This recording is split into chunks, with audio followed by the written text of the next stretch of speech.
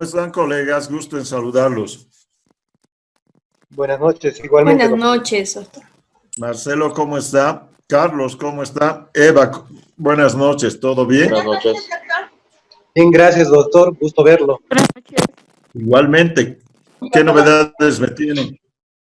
Buenas noches, doctor. ¿Cómo está?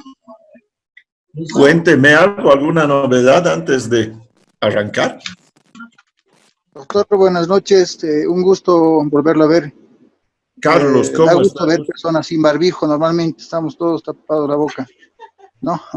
Sí, ¿no? Sí, pero hay que acostumbrarse y de verdad que hay que cuidarse. Yo les voy a ser bien sinceros. El lunes me hice la prueba porque el viernes estuve con una persona, un amigo que tenía coronavirus. Entonces me hice la prueba. Afortunadamente no pasó nada. Bueno, no tampoco. Me pueden ver, estoy bastante recontra tranquilo en ese sentido, pero el domingo estuve un poco asustado, no por mí, sino por la familia más que todo, ¿no? No, por mí también, o sea, no nos hagamos los héroes, porque a nadie le gusta enfermarse, ¿no? Así que ahí Sí, está. doctor, a cuidarse y no bajar los brazos, cuidarse siempre. Respetar las medidas de bioseguridad, lavarse las manos, no bajar los brazos, doctor. ¿Cómo no? ¿Qué se llama? Este semestre va a ser así. De verdad, yo creo que a partir de enero recién vamos a empezar nuestra normalidad. Y Dios mediante, ojalá que en esa época que estoy diciendo ya sea tan fácil curar o controlar el coronavirus o que haya vacunas, que digas, tengo coronavirus, pucha, métele al ibuprofeno, métele, qué sé yo, a la citromina y tranquilo, descansa. El problema es que nos hemos enfrentado con algo que no conocíamos, ¿no? Y entonces eso es lo que nos ha reventado. Miren el debate, por ejemplo, todavía ¿qué es? Del dióxido de cloro, ¿no? Si sirve, no sirve, si es conveniente, no es conveniente, porque es algo nuevo. Entonces, ahí estamos. Pero, bueno, adelante. Disfrutemos de las clases, de verdad ya les he dicho y se han dado cuenta de que yo sí las disfruto. ¿Tienen alguna duda sobre lo que habíamos avanzado la anterior jornada? ¿No hay dudas? No, al menos por el momento. Muy bien. Les pido a las personas, creo que Weimar y Freddy están con parlantes, que bajen sus parlantes y cuando me quieran consultar alguna cosa, yo encantado de la vida estoy a su disposición. Ok, listo. Un poquito, un acercamiento. Verónica, señorita Humérez, usted es nueva en la clase, ¿verdad? Sí, he estado participando en la primera clase el día lunes, pero estaba Ya. con otro nombre, con Rocío.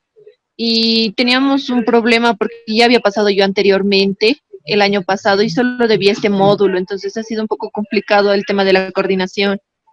Ya, bueno, bienvenida. Muchas gracias. Bueno, acá, listo. Otra cosa más. Les he mandado y he pedido a Héctor de IDEA que por favor ponga en la plataforma el artículo que han visto, La Tierra es plana, de Thomas Friedman. Les voy a hacer un comentario en este momento. ¿Quién es Thomas Friedman? Thomas Friedman es probablemente el mejor periodista del mundo. Thomas Friedman se llama así, es The Journalist of the New York Times, o sea, es el mejor periodista de investigación que tiene el New York Times. El documento o esa parte que les he mandado, que es la primera parte de los 10 puntos que aplanaron la Tierra, el libro se llama The Earth is Plane o La Tierra es plana, y yo creo que es el mejor libro que se ha escrito sobre globalización. Gracias a ese libro, él va a ganar un Pulitzer, que es como el premio Nobel a los periodistas. Si alguno es comunicador sabe de lo que estoy hablando en este momento, porque no solamente es un bestseller, es la mejor venta del año, sino que el libro como tal manejó un tema que era profundamente, en ese momento estaba en auge, que era la globalización. Si ustedes me preguntan, ¿la globalización ha pasado? No. ¿Con el COVID se va a ver afectada? Sí, pero yo creo que va a cambiar de paradigma, que esa es otra cosa. Y a nosotros nos interesa muchísimo hablar de la globalización por una simple razón. Ustedes van a hacer comercio internacional. Entonces, ahí quiero que se afilen. Por eso es que he empezado dándoles contratos y después vamos a manejar todo lo que es la teoría general del comercio. Vamos a hablar de los mecanismos reguladores del comercio, que es la Organización Mundial del Comercio. Hoy día, quiero que se informen. Así no van a pasar de aprendices o de ingenuos. Hoy día ha entrado en vigor el nuevo Tratado de Libre Comercio de América del Norte. Entonces, ¿para qué? Libre comercio. ¿No es verdad? Libre comercio. No va a cambiar eso y lo vamos a discutir. Créame que uno de mis fuertes como un especialista en política exterior, obviamente, es la proyección del comercio exterior o el comercio internacional en la coyuntura. ¿De acuerdo? ¿Listo? Listo. Con esa cháchara, quiero que lean ese documento. Se los pasé anoche a las 11 de la noche y dije, just in case, si tienen ganas o tienen tiempo, pueden leer hoy miércoles y mañana jueves, y voy a querer que participemos y discutamos un poco sobre lo que es precisamente la globalización. Les voy a hacer algunos comentarios y vamos a entrar a la crítica y a la reflexión de lo que es precisamente la globalización. Por lo tanto, terminemos con nuestros contratos que no estaban muy aburridos. Entonces, habíamos empezado a hacer una clasificación de contratos y habíamos visto una de las primeras clasificaciones por los requisitos de formación. Y vimos que habían contratos consensuales, que eran los menos formales, que solamente se manifiestan o se ejecutan en virtud ¿a qué? A lo que es la manifestación del consentimiento. Ayer dimos un pequeño pantallazo de la importancia de los 4 elementos indispensables que tienen los contratos para tener validez o para nacer a la vida jurídica. Después hablamos de los contratos reales, que son aquellos en los que se va a consolidar el contrato cuando tú hagas cosa, físicamente la transferencia de una persona a otra persona. Y finalmente habíamos hablado de los contratos solemnes y lo que les decía es el propio ordenamiento jurídico el que va a determinar si quiere que el contrato tenga una mayor formalidad o solemnidad o va a determinar que sea un poco más flexible, pero les dije esto, no hay contratos informales o no formales. Hay contratos, desde mi punto de vista, menos formales. Ayer hablábamos con la caserita de la esquina, con la del kiosco de la esquina, y vimos la importancia que tiene la traditio o la transferencia de propiedad. Es más, hay 2 circunstancias todavía que vale la pena comentarlas en este momento. Hay una traditio, una traslación de lo que es la posesión de un bien, es decir, lo fáctico, lo real. Toco mi libro, toco mi computadora, toco mi casa, toco mi departamento, toco mi auto.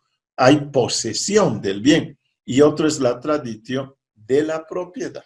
Y me dirás, pero oye, ¿de qué me estás hablando? Son 2 momentos que en algunas oportunidades están conjuncionados y en otras oportunidades no están conjuncionados.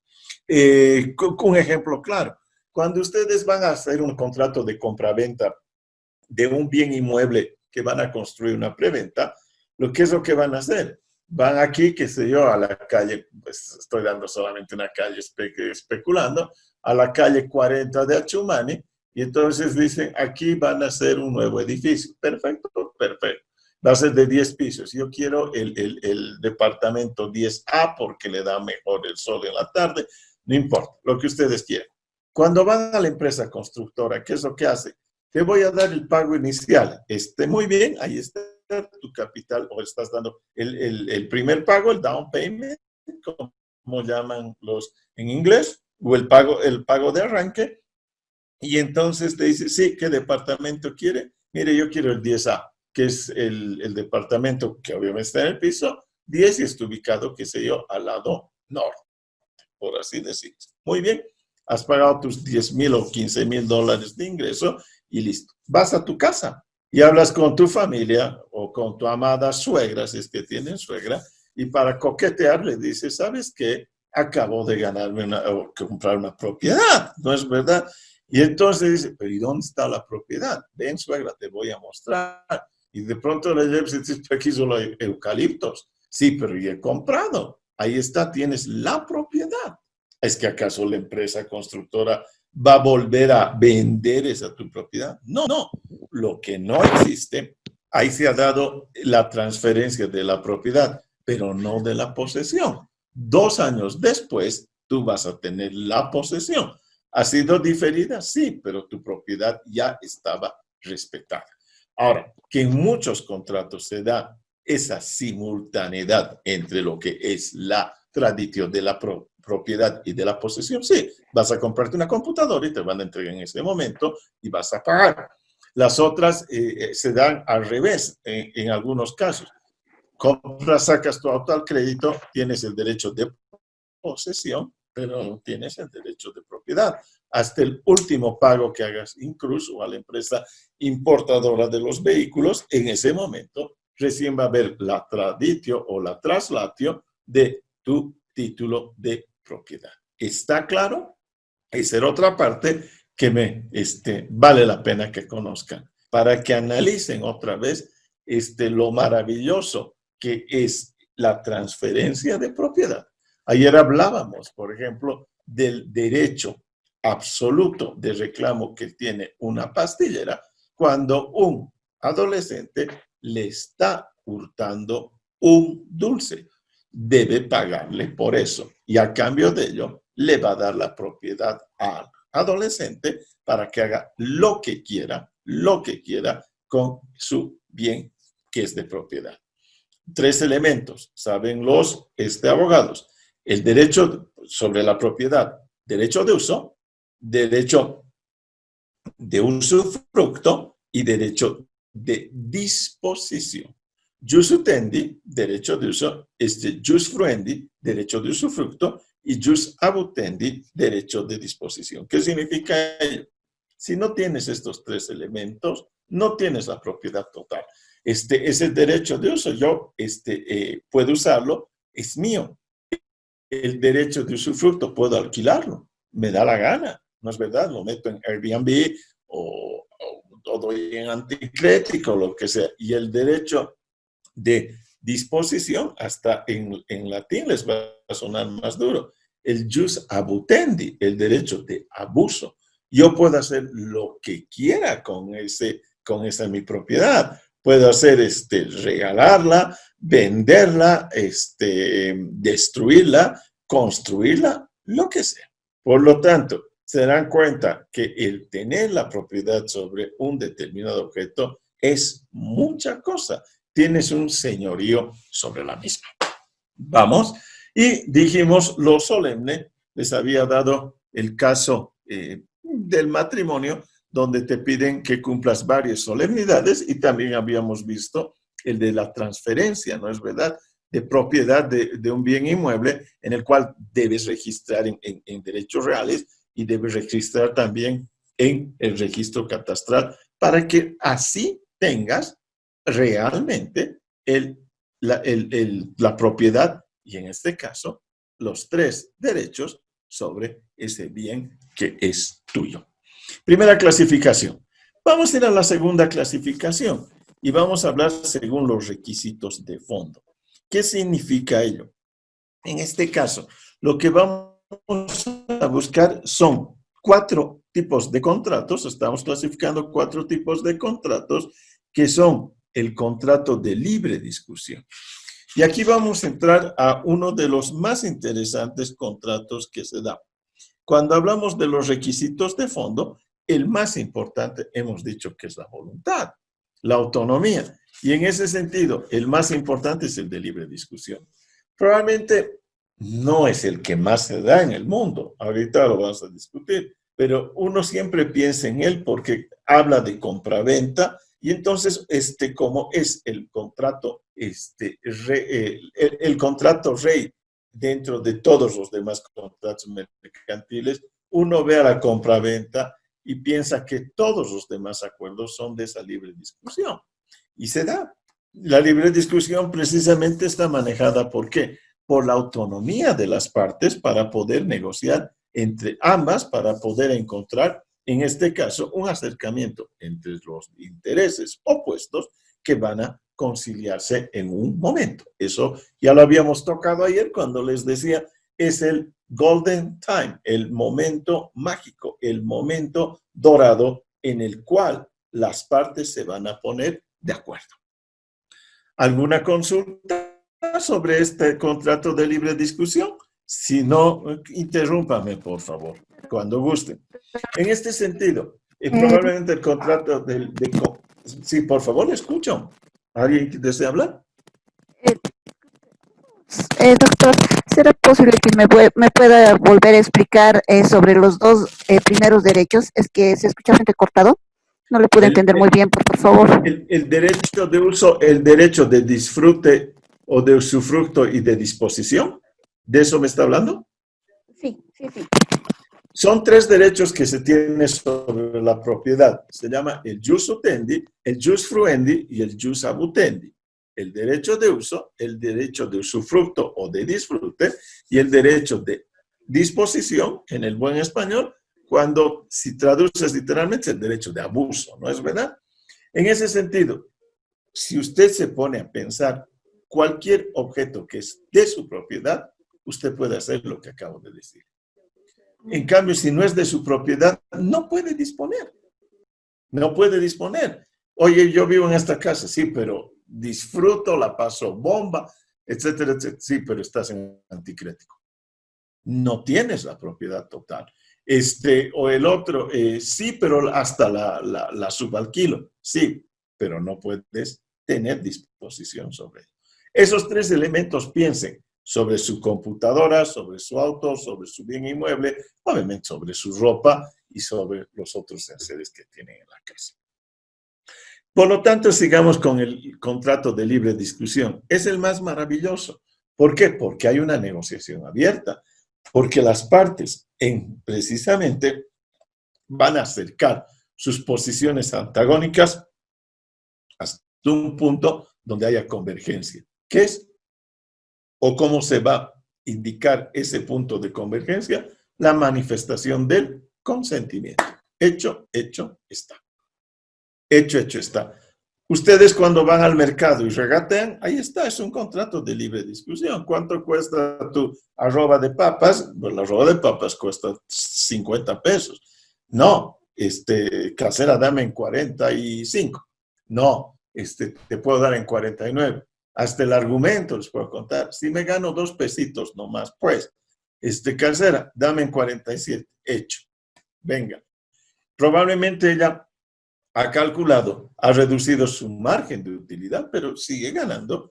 Y tú has negociado y tenías previsto pagar 50 y acabas de ahorrarte 3 pesos que son bienvenidos. Eso es un contrato de libre discusión. ¿Tienen alguna duda sobre el contrato de libre discusión? Les doy el ejemplo, ahí está, les voy a dar los ejemplos para que ustedes vayan pensando y después hagamos un ejercicio y me clasifiquen los contratos cuando ya tengan conocimiento de los mismos. Vamos con el contrato de adhesión. Es lo antagónico, es la antítesis del contrato de libre discusión. Te está diciendo precisamente ello, que tú te vas a adherir, tú te vas a acoplar a lo que esté estipulado en el contrato. En ese sentido, hay muchísimos contratos de adhesión que los vamos a ver en este momento.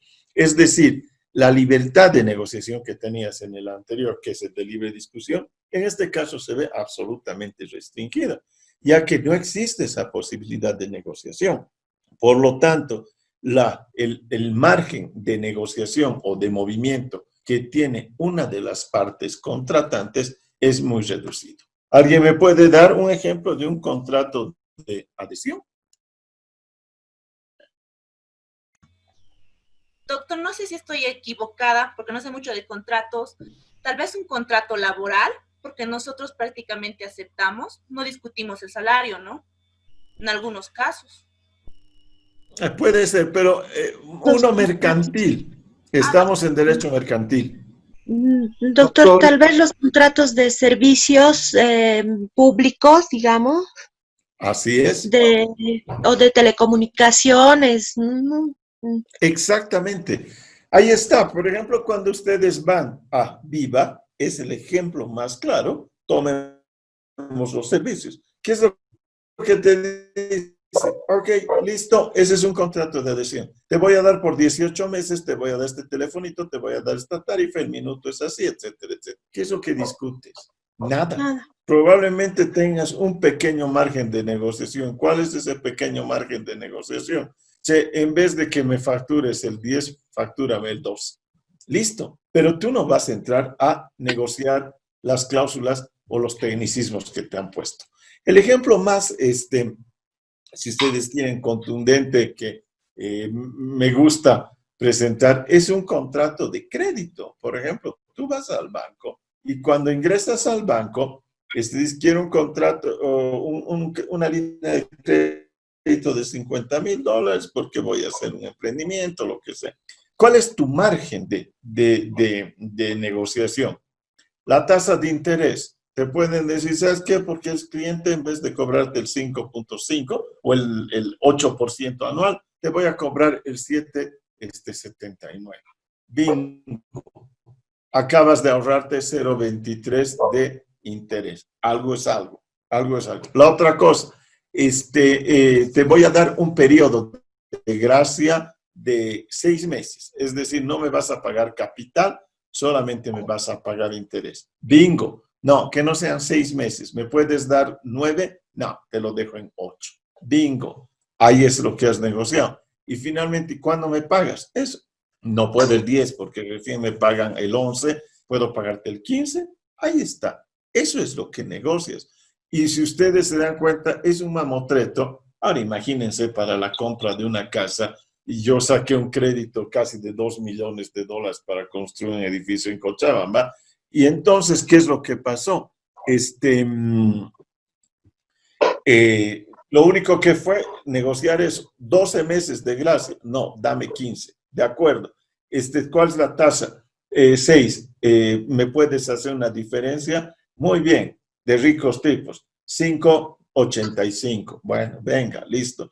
¿Y cuándo te pago? ¿Quieres pagar mensual? No, trimestral te voy a pagar. Listo, cada 3 meses. Ahí está. Y después te dan un documento de 25 hojas, creo que con 140 artículos, ¿y qué modificas? Ese es el contrato de adhesión.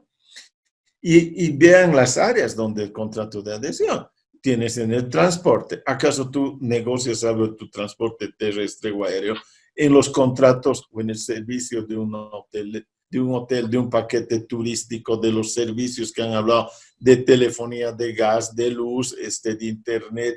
Fíjense la cantidad de contratos donde existe la adhesión y no es un contrato de libre discusión. ¿Está claro? Yo creo que la mayoría son contratos de adhesión.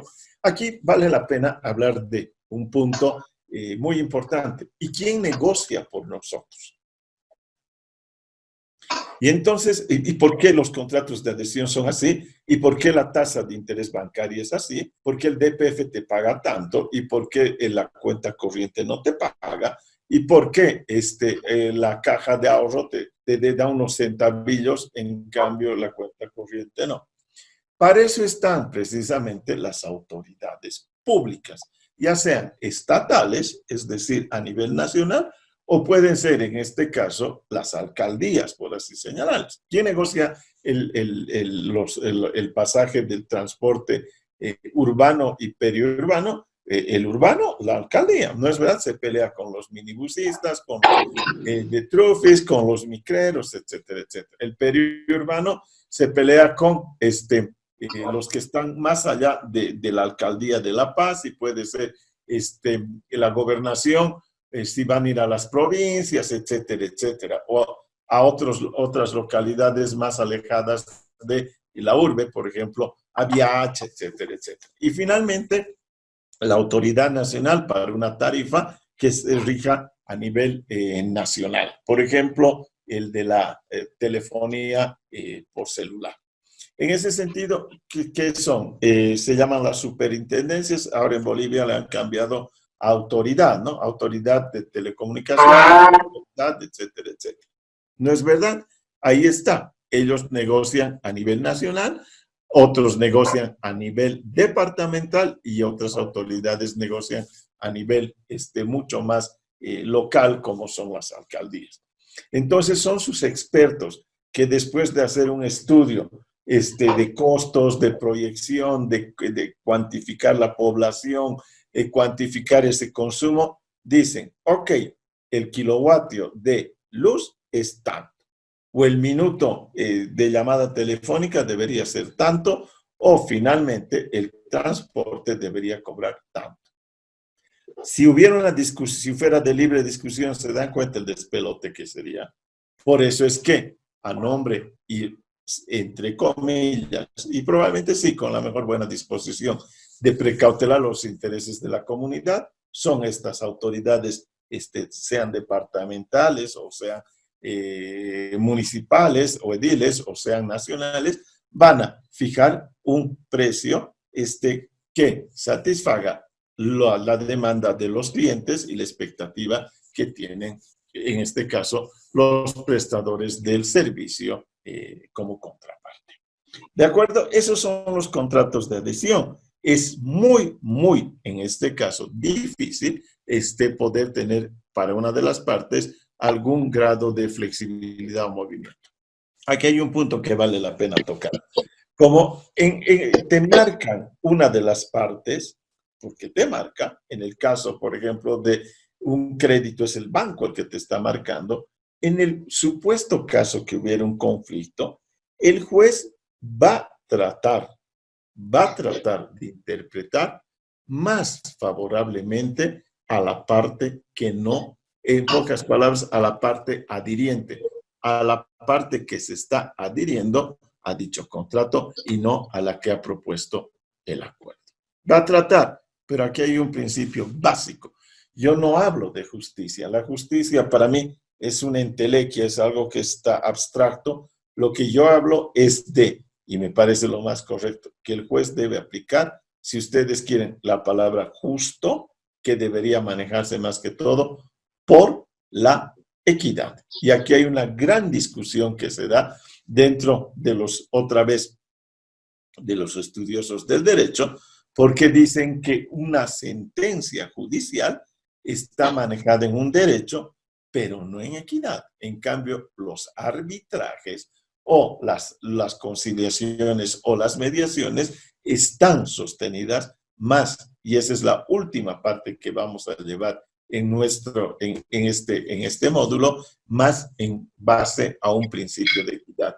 Les dejo una pregunta y una discusión para que ustedes mismas, como personas estudiosas, puedan resolver. ¿Qué quieres? ¿La aplicación de un derecho? ¿El derecho es justo? ¿El derecho realmente es justo para todos para toda una población?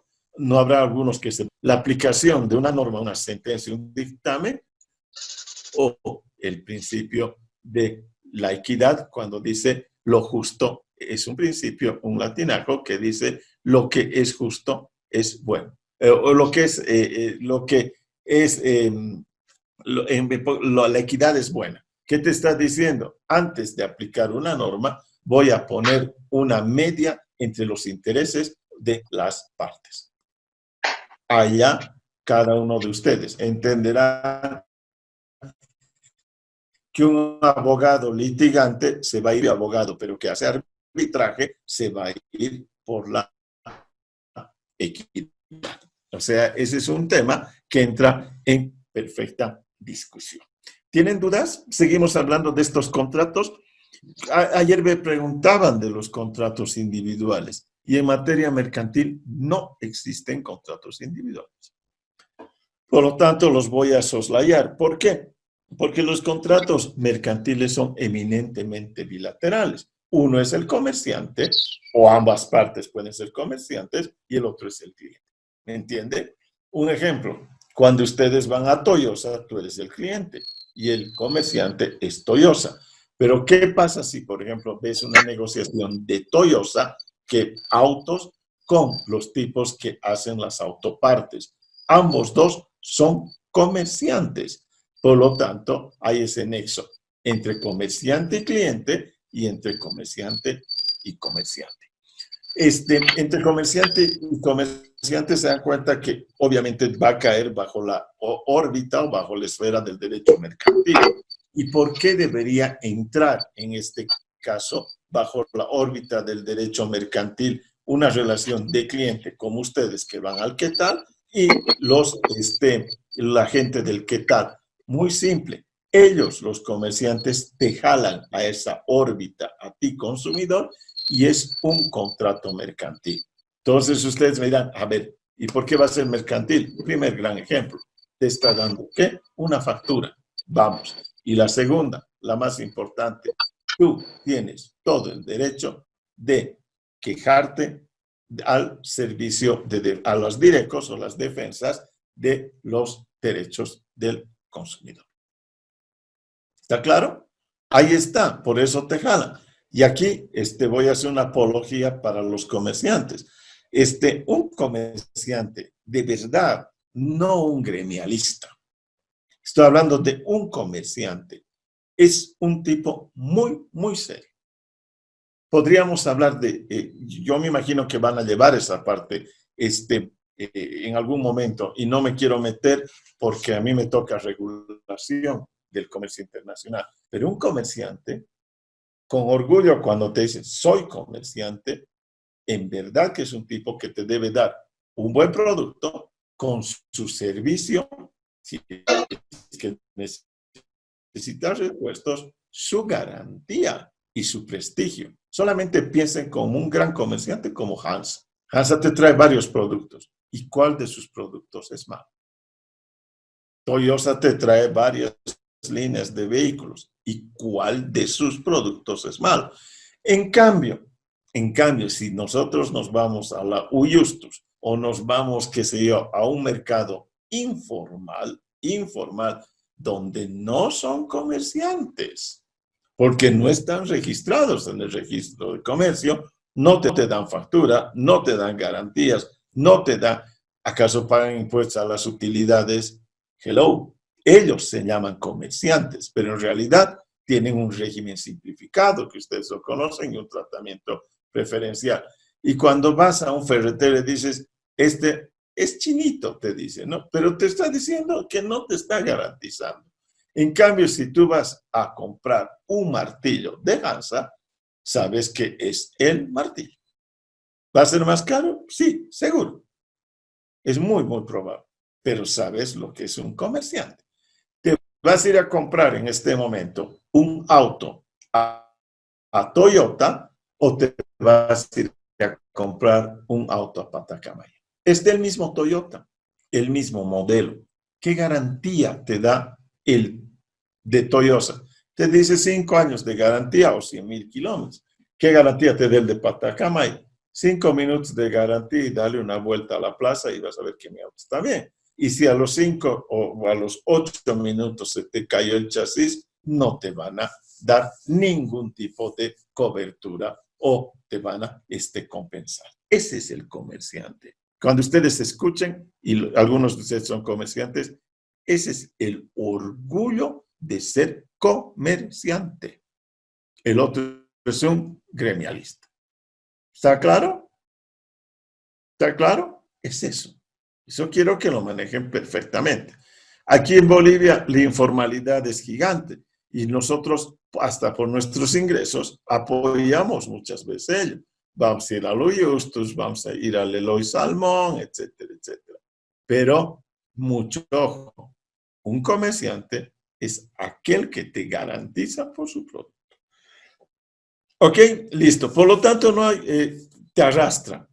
Él te va a arrastrar. ¿Qué tal te va a arrastrar cuando vas a hacer compras? Has hecho un contrato. Ahí está. Ahorita vamos a tocar un contrato de compra y venta y te da la factura que es la prueba de que has hecho ese contrato de compra y venta. Y es tan contundente que, ¿qué pasa, por ejemplo, si la leche está cortada? Te van a pedir disculpas y te van a dar otra. ¿Qué pasa si la leche está cortada y vas a la tienda de tu barrio? Te va a mandar al chorizo y hasta capaz que te diga que le has cambiado en el camino la leche que te había vendido. Uno es comerciante, el otro no es comerciante, a pesar de que diga ser comerciante. ¿De acuerdo? Vamos. Después, entonces hay contratos de libre discusión, contratos de adhesión. No tenemos contratos particulares, no los conocemos. Vamos a otra clasificación, en función a la reciprocidad de las obligaciones. Habíamos dicho, al definir, que el contrato era aquel acuerdo entre dos o más partes que van a crear, modificar o extinguir relaciones jurídicas. Y que en ese momento hablamos de que esas relaciones jurídicas se traducen en ¿qué? Derechos y obligaciones.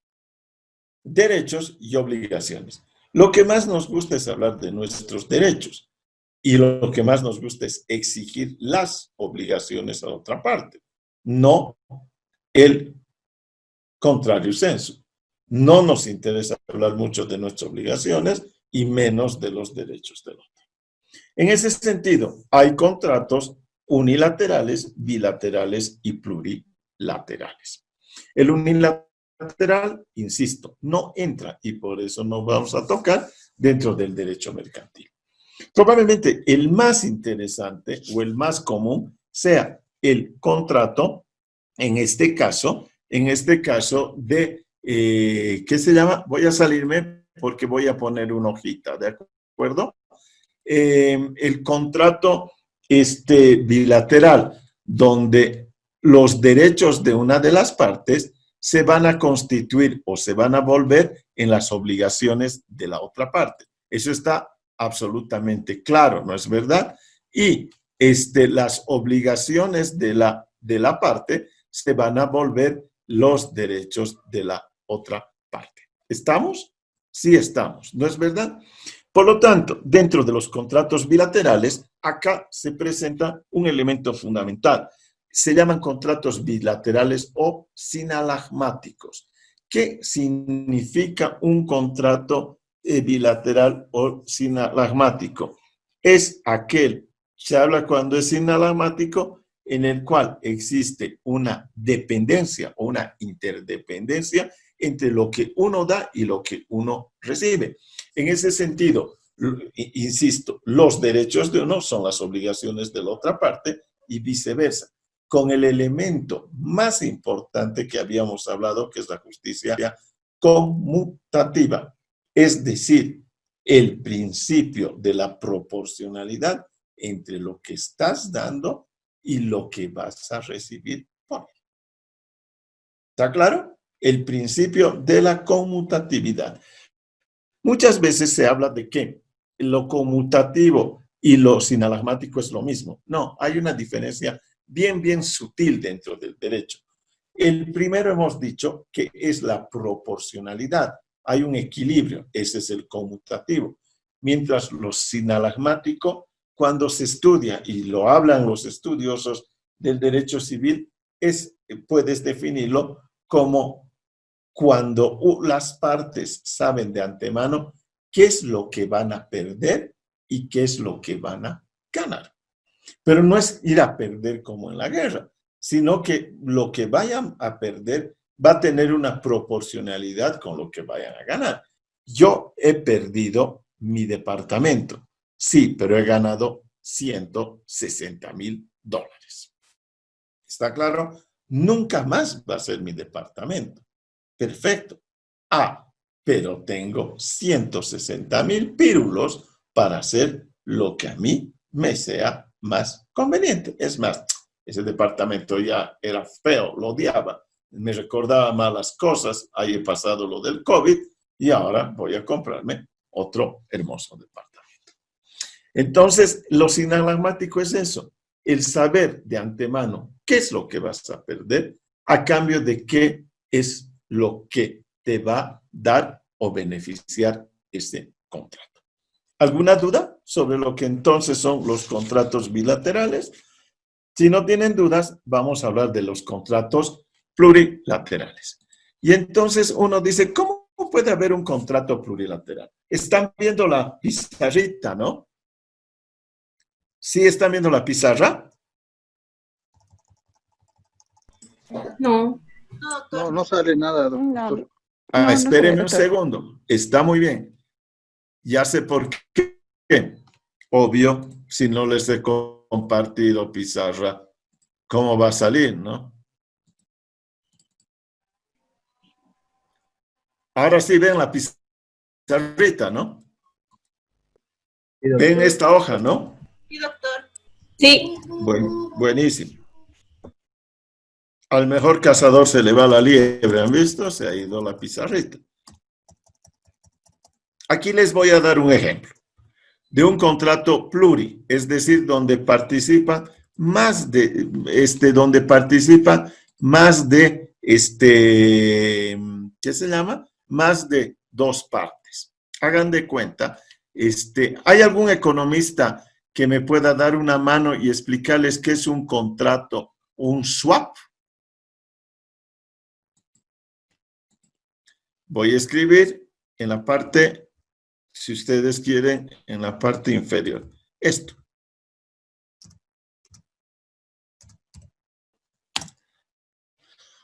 Un swap. Hagan de cuenta lo siguiente. A le debe a B. ¿De acuerdo? A le debe a B. Entonces aquí vas a poner una minúscula. Le debe a B. B le debe a C. Y C le debe a D. En este caso, aquí hay un contrato entre A, aquí hay un contrato entre A con B, ¿no es verdad? Y hay otro contrato distinto entre B con C. ¿De acuerdo? Hasta ahí vamos bien. ¿Qué pasa en este momento? Y ahí empieza este contrato, que es un ejemplo claro de un swap. Tenemos más de 2 actores. Aquí hay 4 actores he puesto. Pueden ser 3, pueden ser 5 o el número que sea pertinente. Este swap se da muchísimo en contratos de banca. A le debe a B. Y entonces B le dice, me tienes que pagar A. Y entonces le dice, A, está perfecto, voy a pagarte. Pero simultáneamente C le exige a A y le dice, sabes, quiero que me pagues. Quiero que me pagues. Y puede presentarse que D le diga a C, quiero que me pagues. Entonces, ¿qué es lo que se puede presentar? En este momento, y por eso se llama swap. El swap es como si hicieras un salto de uno a otro, transferir de uno a otro. Entonces, B le puede decir a C, mira, ¿te importa que te pague A? Él me debe. ¿Y a vos te importa que te tenga que pagar yo directamente o puede pagarte A? Y C puede decir, ¿sabes qué? A mí no me interesa un pepino si me pagas vos o me paga A. Lo que quiero es que me pagues. En este caso, miren, las obligaciones que tenía B con C se las está pasando a A. Pero no puede pasárselas, en este caso en particular, estoy tocando sin previo consentimiento de A. ¿Está claro? Y de pronto le dice B a A, ¿sabes qué? En vez de pagarme a mí, ¿te importaría pagarle a C? Es lo mismo. Y el tipo dice, me es indiferente, o sea, que te pague a vos lo que te debo. O si tú me dices que le pague a C, la deuda y conmigo está cancelada, yo no tengo ningún problema. Eso es un swap. Y lo mismo puede pasar que D le diga a C y entonces C le diga, ¿sabes? Te va a pagar A porque tengo un contrato de deuda con B y acaba de instruirle a A y A no tiene un problema, ningún problema para pagarte a ti. Si ustedes han visto, ahí hay una multilateralidad de partes que por esta negociación, por lo que es este swapping, lo que se ha dado es una generación de derechos y obligaciones entre dos o más partes, solamente con el visto bueno o la manifestación del consentimiento, en este caso del deudor, que va a aceptar pagar no al acreedor original, sino a otro. Esto se da muchísimo en la banca. Entiendan esto. Este es el banco, este es un cliente, A es un cliente, este es el Banco Mercantil Santa Cruz y este es el Banco Unión. ¿Y qué es lo que vemos muchas veces? La compra del Banco Unión de la deuda de A al Banco Mercantil. ¿No es verdad? En ese momento, ahí está, es un contrato multilateral. E incluso puede haber compra, en este caso, por ahí, de dos o más bancos, porque puede ser muy caro, o porque les interesa manejar esa cartera, y dice D, o dice E o F, yo quiero 25%, yo 20%, yo 25%, yo 15% de esa deuda, y entonces estás manejando un contrato multilateral donde participan, en este caso, más de dos partes contratantes. ¿Les ha quedado claro lo que es un contrato multilateral? ¿Sí? El que calla otorga. Sí, doctor. Doctor, Así una es. consulta. La que guste. Esta clase de contratos también se puede hacer, digamos, como un contrato de compra-venta, pero de mercadería. Por ejemplo, el primer importador Tu lo trae pantallita, póngame, no la veo. Solamente soy? veo sujeto. Está Aquí perfecto. está. Y si Ya. no, no hay problema. Solamente que, como está con la pantalla encendida, ahí está. Dígame. Esto se podría tomar, digamos, como le estaba explicando, de un contrato de compra-venta. Primer importador lo trae desde origen hasta puerto y hacen otro contrato, o sea, donde el segundo, el nuevo importador, porque hacen como una compra compra y venta en puerto, es quien Es se un hace mayorista, responsable digamos. de los pagos de tributos. Ujú. Se hace Ya. responsable del pago de tributos, todo hasta la nacionalización. ¿Se podría tomar de esa forma un contrato, digamos, de compra-venta? ¿Y qué pasa? ¿Y quién es el tercero? Multilateral. ¿Y quién sería Sería, el tercero? esto sería, digamos, entre dos, Eso es bilateral. Lo que bilateral. tiene que generarse, ahora, si usted acaba eso y este importador o intermediario se vincula con un minorista, es otro contrato, si es que no hay ningún tipo de nexo que genere derecho o obligaciones con el importador, con el principal importador o con el productor. Debe existir un nexo en el cual genere derechos y obligaciones entre estas partes, como les he mostrado. ¿No es verdad? Se han vinculado con derechos y obligaciones. En cambio, si uno hace un contrato y se acabó entre esas dos partes, hace una de esas partes otro contrato con un tercero y se acaba como un estanco, son contratos eminentemente, ¿qué? Bilaterales. Bilateral. Ya, doctor. Gracias. ¿De acuerdo? ¿Alguna duda? Seguimos con nuestra clasificación. Vamos por el fin perseguido. ¿Qué significa ello? ¿Qué es lo que pretendemos a través del contrato? Y en este caso existen dos clasificaciones de contratos. Hay contratos a título oneroso y hay contratos a título gratuito. A nosotros no nos interesa el título oneroso. ¿Por qué? Perdón, el título gratuito. Porque hemos dicho que dentro del comercio, dentro de lo que es el derecho mercantil, se busca fines de lucro. Por lo tanto, no me voy a meter, dicen en lo que hay contratos gratuitos, que voy a discutirles, y solamente para pedirles que tengan un poco de abstracción y veamos en verdad si hay contratos a título gratuito. Solamente piensen esto. La donación dicen que es un contrato a título gratuito. La donación no es un contrato mercantil. ¿Por qué? Porque alguien te está regalando algo, se está desprendiendo de su patrimonio para dar a otra persona. No hay utilidad. Por lo tanto, no es un contrato mercantil. Solamente les estoy dando este ejemplo para que vean que no sé si realmente hay un contrato a título gratuito. ¿Qué les parece si en este momento viene una persona y les dice, te regalo mi casa? ¡Wow! ¡Qué buen ñato! Sí, te regalo mi casa. ¿Y dónde está? No, buena ubicación, está en Sopocachi, está en la Plaza Baró. ¡Wow! ¡Qué interesante! ¿Sí? ¿De verdad? Sí. Si empiezas a escarbar o empiezas a ver qué hay, te dice, ¿sabes qué? Debo 15 años de impuestos. ¿Te estás regalando la casa? Sí, pero vas a pagar 15 años de impuestos. Por lo tanto, ¿es a título gratuito? No. No, se darán cuenta. La otra cosa, cuando alguien te dice, oye, te voy a dar una donación, listo, te voy a dar una donación, que este auto, pero tú vas a pagar los impuestos de transferencia. No, ya no es tan gratuito.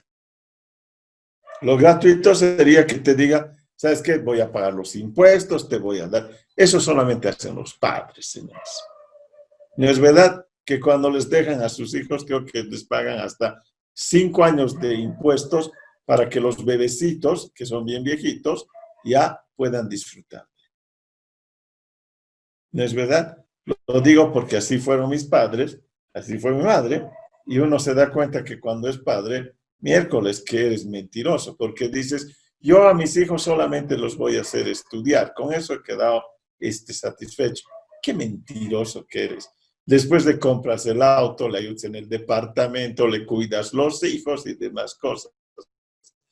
Entonces, ese cuento es, yo les digo a los estudiantes universitarios más jóvenes, puta que los padres son mentirosos, ¿no? Porque hasta te ayudan a buscar el trabajo, ¿no? Te van a buscar una palanca, un pariente, un amigo, alguien. La labor del padre creo que concluye cuando se entran a la tumba. ¿De acuerdo? Y su hijo tiene 58 años o 60 años, ¿no? Y sigue pidiéndole o viviendo de la banca. ¿Ok? Al pobre padre.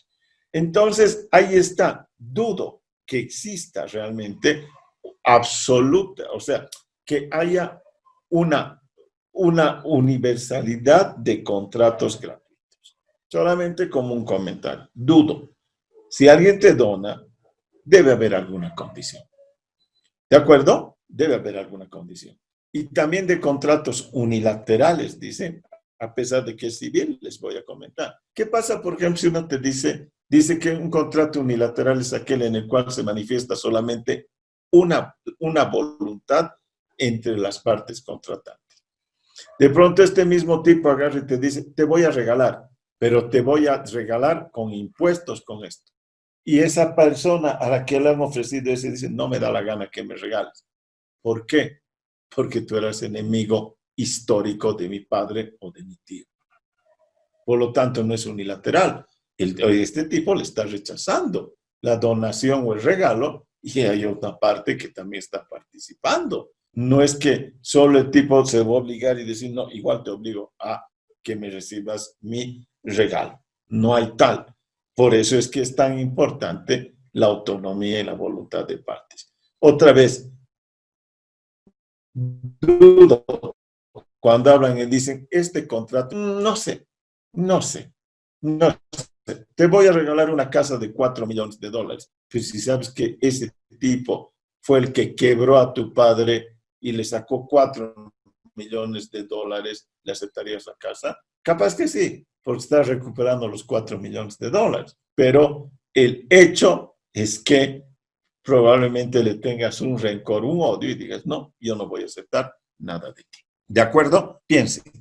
En ese sentido, vamos a volver. Hemos dicho que hay contratos a título gratuito. No nos interesan esos para nuestra materia. los que sí nos interesan, los que son contratos onerosos.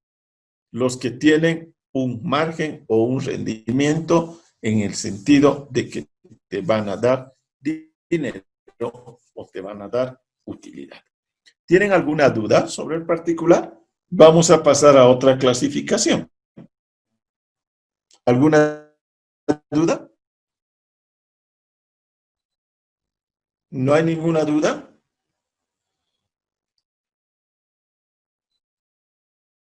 Si no tienen dudas, vamos a otra clasificación. Ahora bien, hay contratos conmutativos y hay contratos aleatorios. Y hemos hablado de lo que es un contrato conmutativo. Y decíamos que los contratos conmutativos son aquellos en los cuales vamos a conocer, existe una proporcionalidad y lo que habíamos indicado también cuando hablamos de conmutativos, era que se sabe qué es lo que tú vas a dar a cambio de lo que vas a recibir. Por lo tanto, no se puede hablar de que te van a lesionar económicamente. Tú sabes lo que se está dando. Hay una proporción de las prestaciones económicas. ¿Sabes cuánto vale una moto? Y otra vez les voy a dar ese ejemplo. No sé, una moto Yamaha vale tanto, una Kawasaki vale tanto y una BMW vale muchísimo más. ¿No es verdad? Ahí está. Estamos hablando de que hay una proporcionalidad. ¿Y es que acaso vas a cuestionar o decir cómo esta Harley Davidson va a valer $8,000 si esta vale $2,000? No hay discusión. Sabes lo que estás comprando. Sabes en qué estás invirtiendo. Por lo tanto, ese es el contrato conmutativo. Y los contratos aleatorios, aquí vienen. De antemano sabes lo que vas a ganar y lo que vas a perder en un contrato conmutativo. Y aquí hay un trabajo muy interesante entre lo que es un contrato aleatorio y otra cosa, lo que es el azar. Dentro del derecho no juega el azar, porque el azar es un tema de fortuna. El azar es un tema de suerte. ¿No es verdad? En cambio, un contrato aleatorio es aquel contrato en el que las partes no conocen de antemano cuáles son las ventajas o pérdidas que van a obtener en el camino o en el transcurso del contrato. ¿Qué significa ello? Que, y aquí viene la parte más interesante, un contrato aleatorio es aquel contrato futuro, incierto y probable. Futuro, incierto y probable. En ese sentido, voy a darles el ejemplo más claro de un contrato aleatorio. Los contratos de seguro. ¿Por qué? Voy a darles 3 ejemplos en los cuales ustedes saquen sus conclusiones. Primero, un contrato de seguro de cobertura total de tu auto. Antirrobos, antidaños, daño malicioso, lo que sea. Es un acto futuro, porque a partir del día que tú estás haciendo el contrato de seguro, tu auto está protegido. Acto futuro, incierto. ¿Sabes cuándo van a robar tu auto? No. No sé. No sé si pueden robarlo hoy, mañana, pasado, de aquí a 365 días. Y probable. La probabilidad de que te roben el auto existe. ¿De acuerdo? Por lo tanto, los contratos aleatorios se manejan particularmente por una característica matemática. Hay una proyección estadística de matemática. Por eso es que cuando te dan el SOAT, es un acto que está sostenido en un acontecimiento futuro, en un acontecimiento probable y en un acontecimiento futuro, incierto y probable. ¿Te puedes chocar? Sí, pero es una probabilidad. Incierto, no sabes cuándo. Y tiene que ser de aquí hacia ultra activa, hacia adelante, no retroactiva. Entonces, se maneja por eso. Y dicen, sabes que el año pasado han habido tantos choques, hemos tenido que pagar tanto, sacan el porcentaje y dicen, bueno, hemos ganado 107 millones de dólares, de 7 millones esto se ha ido en tanto, por lo tanto, necesitamos un mercado, qué sé yo, de 100,000 clientes y dividimos entre ellos el pago para que tú puedas tener tu utilidad y cubrir estas eventualidades y, obviamente, cuando hablas de tu utilidad, ya has calculado tu margen de beneficio. ¿Está claro lo que es un contrato aleatorio? En el caso del vehículo, les he marcado los 3 elementos. Antes de que me respondan, voy a hablar de otro contrato aleatorio. Nuevamente el seguro. Te dicen, tienes una fábrica, sí, lo voy a asegurar contra incendios. Lo que menos quieres es que se incendie la fábrica. Pero nuevamente entra, es un acto futuro, incierto y probable. Las posibilidades están dadas. Y la más dramática, y es la que a veces nos hace estremecer, te dicen seguro de vida. En realidad no es seguro de vida, es seguro de muerte. ¿Por qué? Porque el día que el asegurado de ese seguro, cuando se muera, le van a pagar a sus herederos. Entonces, ¿qué es seguro de vida? Seguro de muerte, o sea, tú te vas a ir. Y nuevamente entra el acto futuro probable, posible e incierto. ¿No es verdad? ¿Cuándo se va a morir esta persona? No sé. ¿Cuántos años tiene? 79. Se puede morir en ese momento, puede vivir hasta los 95. Y miren lo interesante, uno de estos actos, contratos aleatorios, es la jubilación, los fondos de pensiones. ¿Y qué es lo que sueñan los fondos de pensiones a partir del momento de que empiezan a pagar tu primera pensión? Ojalá que se muera pronto.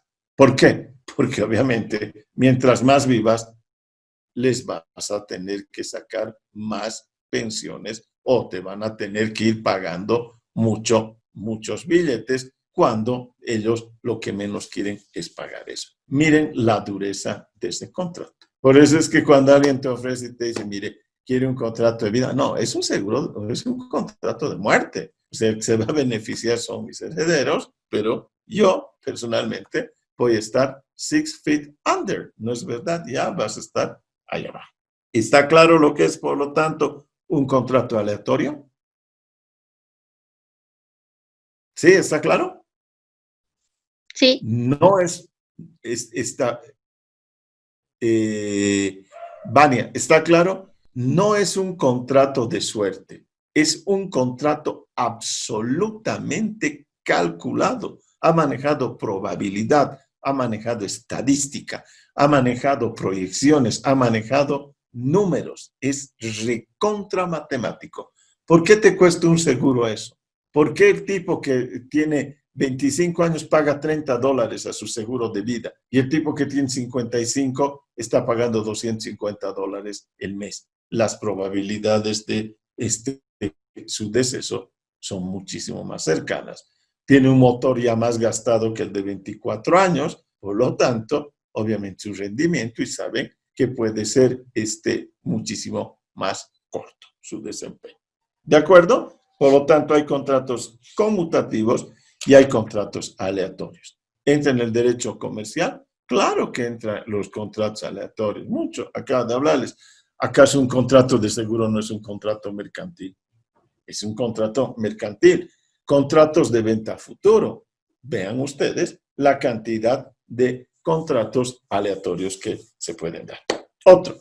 Hay contratos por la duración del efecto. Hay contratos de ejecución instantánea y hay contratos de tracto sucesivo. ¿Alguna duda? Para no cansarlos y no aburrirlos, voy a pasar lista. ¿Está la señorita Eva Aguilar? Sí. Sí, doctor. ¿Está Verónica Belén Vilca? Sí, doctor, estoy acá. Sí, gracias. ¿Está Maribel Canaviri? Carla Canaviri, sí, aquí, doctor. Gracias. ¿Está Vania Lisset Condori? Sí, doctor. Gracias. ¿Está Gabriel Carlos Córdoba? Presente. Gracias. Está Tirsha Giovanna de la Quintana, sí, la he visto. Está Valkyria Escobar. Sí, doctor. Gracias. Está Verónica Laura Guiteras. Sí, doctor, presente. Gracias. Está Ingrid Herrera. Sí, doctor, estoy presente. Señorita Herrera, gracias. Está Jimber Rubén Jiménez. Sí, doctor, estoy acá. Gracias. Está el señor Marcelo Landa. Presente, doctor. Está la señorita Noelia Landa. Doctor, acá estoy. Está el señor Fernando Marca. Sí, doctor, buenas noches, estoy aquí presente. ¿Cómo le va? Buenas noches, Fernando. ¿Está el señor Marco Antonio Paco? Sí, doctor, buenas noches. ¿Cómo le va? ¿Está la señorita Helen Rodas? Sí, doctor, presente. Gracias. ¿Está Beima Saavedra?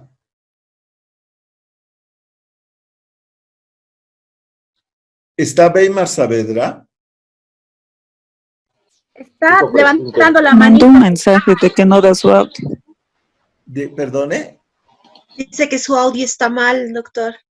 Y que está ahí el Ya listo. lo voy a buscar. Está muy bien, si está estando, que no se preocupe. ¿Está el señor Freddy Germán Sucojayo? No lo veo al señor Sucojayo. Weimar sí, lo estoy viendo, claro. El señor Sucojayo no está. Bueno, que se conecte si es que quieren decirle. El señor Carlos Surco está. La señora Mireya Lourdes Valencia está. Buenas noches, doctor. La señora Valencia, Mireya Valencia. Sí, doctor, buenas noches. Gracias. Y Verónica Vilca también está, ¿no es verdad? Sí, doctor. Perfecto, gracias. Doctor, ¿será que me puede añadir a la lista, por favor? Sí, señorita Humérez, no hay ningún problema. Ok, listo. ¿Tienen alguna duda? Estoy entrando a la última parte de los contratos. Vamos. Una clasificación, hemos dicho que hay contratos de ejecución instantánea y hay contratos de tracto sucesivo. ¿Cuál es aquel de ejecución instantánea? Es precisamente el cual necesita un instante o un determinado momento para que el contrato se realice. Ejemplo, ejecución instantánea. Te compro esta computadora, te compro tu casa en este momento, tengo cash, te compro tu auto, compro un ticket de avión, compro un voucher para irme de vacaciones y ya cuando acabe el pinche coronavirus a Punta Cana. Ese es el de ejecución instantánea. Es decir, que todos los actos del contrato se retrotraen a un instante, a un solo instante, ¿de acuerdo? En cambio, cuando hablamos los de contratos de tracto sucesivo, son muy interesantes, porque otra vez voy a volver a la pantalla y vamos a marcar cómo puede ser un tracto sucesivo. ¿Alguien tiene una idea? Voy a definir y a ver si me dan una idea de lo que es un contrato de tracto sucesivo. El contrato de tracto sucesivo es aquel que se va cumpliendo en el tiempo en forma periódica o intermitente o intercalada y se va a aplicar precisamente o su cumplimiento se va a dar en el curso o en la proyección del tiempo. ¿Alguien me puede? Voy a volver a tratar de definir. Un contrato de tracto sucesivo es aquel que se va a proyectar en el tiempo en forma periódica, con mayores intervalos o intercalada, y que su cumplimiento se va a desarrollar precisamente en la medida de que se vaya proyectando en el tiempo. Vamos con un ejemplo. ¿Alguien tiene una idea de un ejemplo de esto? ¿De este tipo de contrato? Doctor, ¿podrían ser los contratos de prestación de servicio de educación? ¿Se va haciendo en un periodo de tiempo?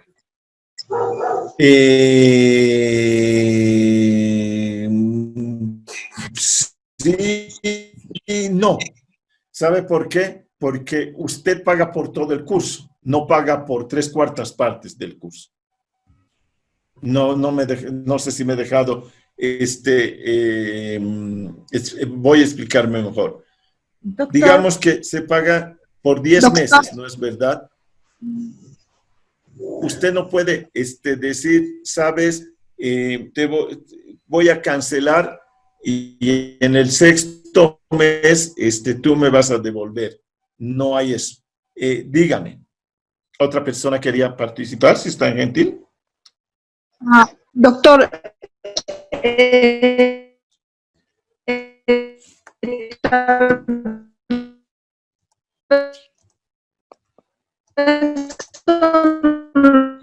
Su audio está fatal. ¿Puede volver a intentar?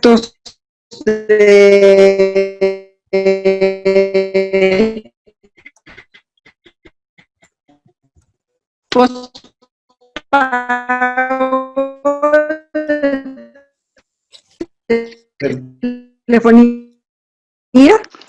No se le escucha bien. Está bien su audio. ¿Puede repetir? ¿Puede repetir?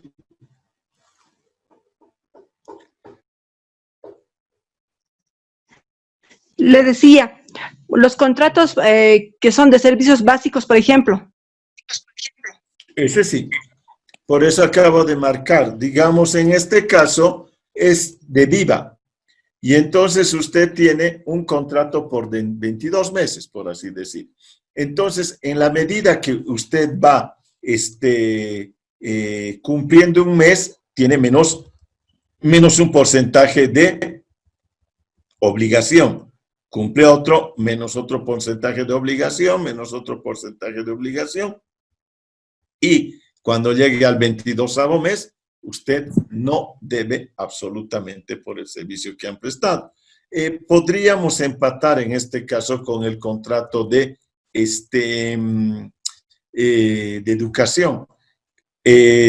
Sí, porque los colegios, la mayoría de los colegios, lo que hacen son instituciones con fines de lucro, a pesar de que digan que no, pero el colegio gana de eso. Entonces, un contrato de trato sucesivo se da dentro de lo que es esto. Hemos proyectado en el tiempo y poco a poco en cada periodo vamos quemando o vamos dejando de deber a parte de lo que habíamos negociado. ¿Qué pasa si en el 18º mes a usted lo nombran para que se vaya de cónsul a Irán, porque es amigo del presidente o la presidenta, y entonces lo que va a hacer es decir, aquí me liquidan. Y entonces, una vez que la empresa le liquide, le va a cobrar alguna penalidad, pero no la totalidad de cuotas porque no las ha usado, pero le va a cobrar una penalidad porque usted tenía un contrato por 22 meses. Eso es en el peor de los casos. Y en otros ni siquiera le cobran la penalidad. Le dicen, ok, dame 30 días de anticipación y se acabó la historia. Por lo tanto, el trato sucesivo se da en los servicios, pero también se da en los contratos de suministro de bienes tangibles. Hagan de cuenta que es un contrato, en este caso, entre la molinera andina con la fábrica o la panadería francesa. Y le dice, quiero que me hagas hagamos un contrato por el cual cada 15 días me vas a dar 50 quintales de harina por el lapso de 36 meses. Y entonces van a dotarle o suministrarle periódicamente esas toneladas, esas 50 toneladas cada 15 días, y cuando termine el último mes, el 36avo, se ha liquidado el contrato. En el camino puede llegar al 20avo mes y le dice, hasta aquí llegué, y se va a rescindir, pero lo que les había dicho es probable que la molinera andina le diga, ¿sabes qué? Me tienes que pagar un cierto porcentaje porque yo había reservado esta harina para ti y entonces ahora voy a tenerla que acomodar, entonces vas a tener una sanción que es eminentemente económica. ¿Alguna duda sobre los contratos de ejecución instantánea y los contratos de tracto sucesivo? ¿Dudas?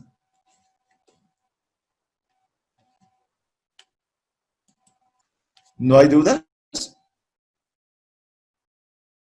El que calla otorga. Entro a la recta final y voy a empezar a hablar de las últimas clasificaciones. Hay contratos nominados y hay contratos innominados. Los contratos nominados son aquellos que están previstos, que están establecidos dentro del ordenamiento jurídico. Por ejemplo, la compra-venta, el alquiler, el contrato de préstamo, el contrato de transporte, el contrato de hotelería. Ahí está, les estoy hablando de contrato de seguro, contratos bancarios que son eminentemente mercantiles. Todos los que acabo de darles son mercantiles. Están establecidos dentro del ordenamiento jurídico. Es decir, pueden estar dentro de un código, ya les he dicho que es una compilación de leyes, o pueden estar en una ley que es única, que es una ley determinada. En cambio, los que se hablan de contratos innominados son aquellos que no se encuentran previstos en forma concreta en el ordenamiento jurídico. Es decir, que la voluntad de las partes ha generado a través de esa autonomía que hemos dicho, lo que no está prohibido está permitido y no va contra la ley, contra la moral, contra las buenas costumbres. Por lo tanto, lo que se va a dar es una circunstancia en la cual ellos puedan crear sus propios contratos. Un ejemplo clásico que se da en Bolivia les voy a indicar en este momento. Conocemos lo que es el contrato de alquiler y conocemos lo que es el contrato de anticrético. Son dos contratos nominados, pero leen en el periódico y dicen contrato mixto, y que es la mezcla del alquiler y el anticrético. Y ese contrato no está dentro del ordenamiento jurídico boliviano, sino que ha sido una creación por parte de la voluntad de las partes y entonces tiene esas características. ¿Está claro lo que hablamos de nominado y nominado? El nominado está establecido en una norma o en una disposición jurídica. El innominado no está en una norma, no está establecido. Es una creación de las partes, pero esas partes han sido tan hábiles que no está yendo en contra del ordenamiento jurídico, no está yendo en contra de la moral y las buenas costumbres, ni contra el interés público, y por lo tanto te lo van a aceptar. Esas son las clasificaciones. En este momento les puedo hacer, por favor, y ustedes me van a responder con un contrato, un contrato de alquiler. Deme 5 características de alquiler de un local comercial. ¿Es un contrato formal o es un contrato informal?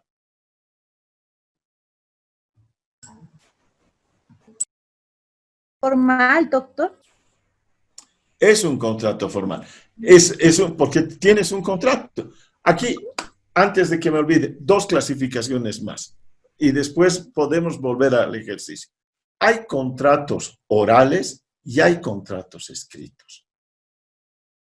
Un contrato oral es el que, por ejemplo, ustedes tienen, por ejemplo, con una salteñera, salteñas, 20 salteñas.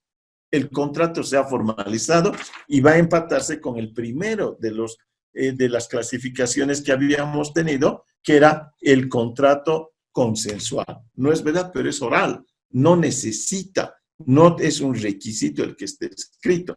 Y una gran mayoría de contratos son orales. Es decir, si ustedes solamente vean cada minuto, están viendo algún contrato oral. El contrato de transporte, buenos días, buenas noches, páguese, cóbrese, ¿cuánto le debo? 10 pesos, se acabó la historia. La venta de salteñas, ¿qué más? El de los periódicos, etcétera, etcétera. son contratos orales. Más bien los escritos empiezan cuando ya les he dicho que hay una cuantía, hay un dinero que entra de por medio. ¿De acuerdo? ¿Listo? Listo. Todavía vamos a ir a otra clasificación, orales y escritos. Contratos expresos y contratos tácitos. ¿Qué es un contrato expreso? Te vendo, sí, te compro. Una expresión, hay una clara y manifiesta expresión de las partes para llevar adelante ese contrato. Pero existen contratos tácitos que ustedes los hacen, pero cada día y no se dan cuenta. Por ejemplo, ustedes se levantan muy temprano de la mañana, está haciendo un frío, pero recontra chingón, y con el mal humor que tienen, se suben al trufi. Tal mal humor que tienen que ni hablan.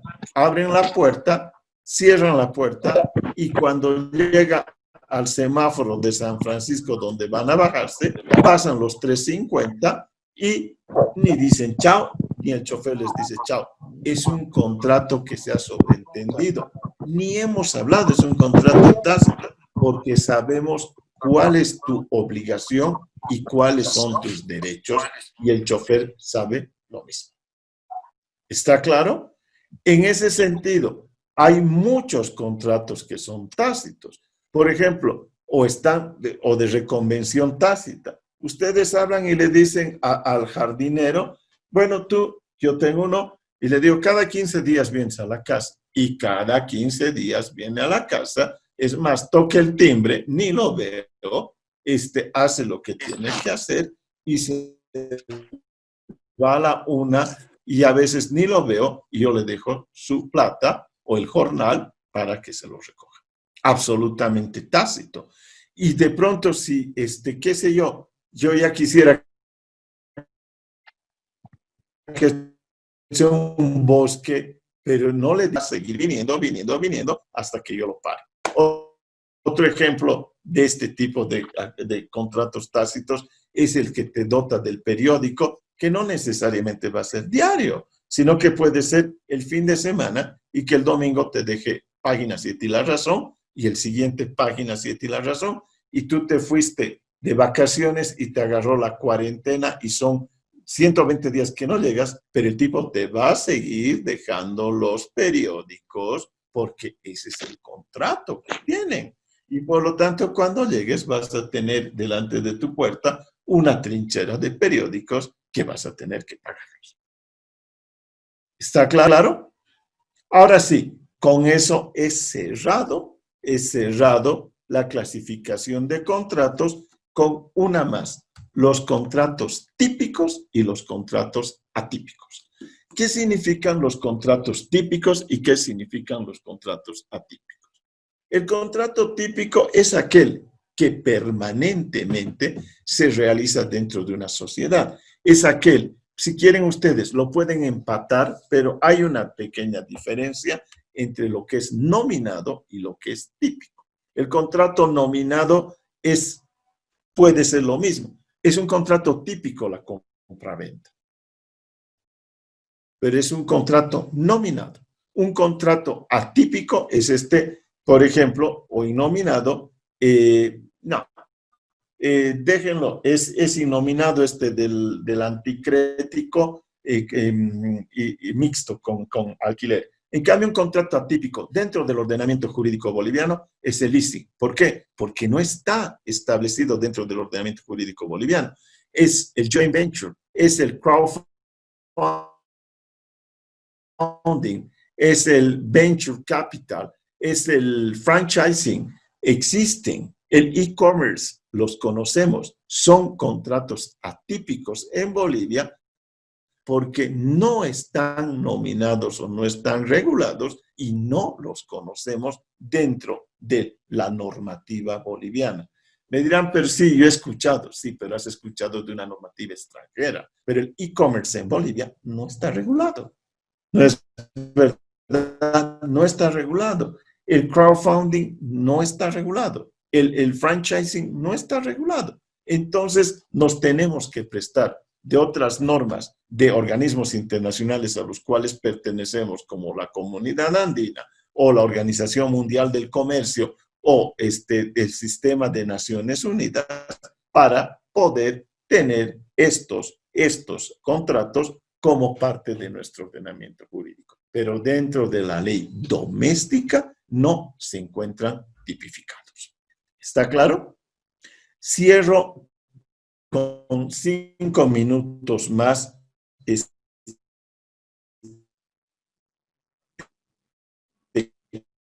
que vale la pena comentarles. Y hemos principio que regula la contratación y el respeto a la contratación internacional.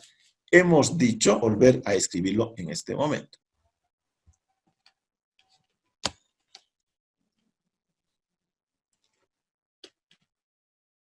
Acá.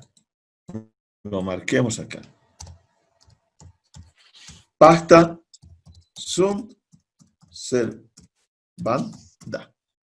Lo que se pacta debe cumplirse. ¿De acuerdo? Lo que se pacta debe cumplirse. Ese es el gran norte. Ese es el gran, el fondo de los contratos. Hasta ahí estamos de acuerdo. Pero aquí entra esta última parte, esta adenda que les estoy dando. Pero hay reglas que el propio ordenamiento jurídico te permite o te otorga para que no cumplas. ¿Qué significa ello? Que a pesar de que el norte o el principio es el pacta sunt servanda, hay ciertas reglas o instituciones que por circunstancias o por emergencias hace o te permite que no cumplas. Y una de ellas es una excepción que se llama non adimplenti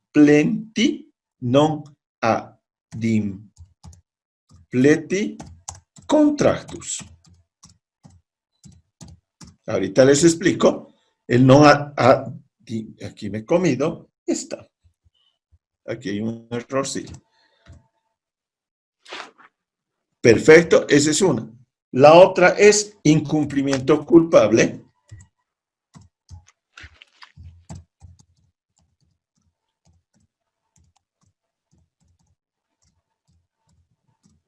La otra es imposibilidad